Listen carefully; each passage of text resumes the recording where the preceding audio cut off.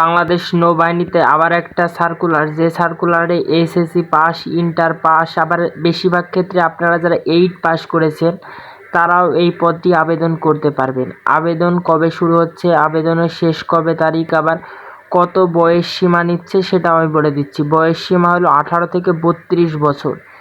এইটায় লোক নিয়োগ করা হবে মোট 214টি। পদ আছে মানে ক্যাটাগরি, যেমন আপনি 8 পাসের জন্য আপনাকে নেওয়া হবে, যেমন আপনাকে যেটা বলা হয় কুক, মানে রান্না করার জন্য।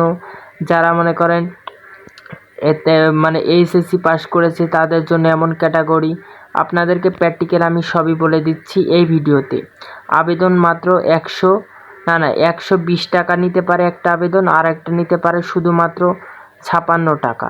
বেশি খরচ না, কিন্তু আপনাকে ঢাকা শহরে গিয়ে আপনার যেদিন কি ডাক হবে সেদিন গিয়ে আপনাকে মাঠ অনুষ্ঠিত করতে হবে।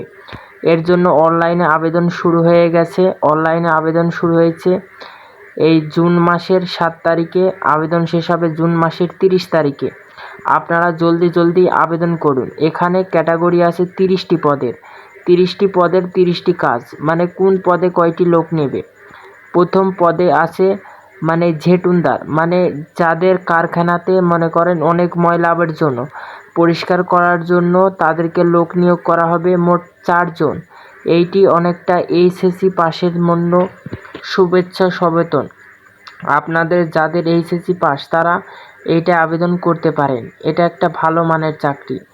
ভিডিওটা লাগলে শেয়ার করবেন।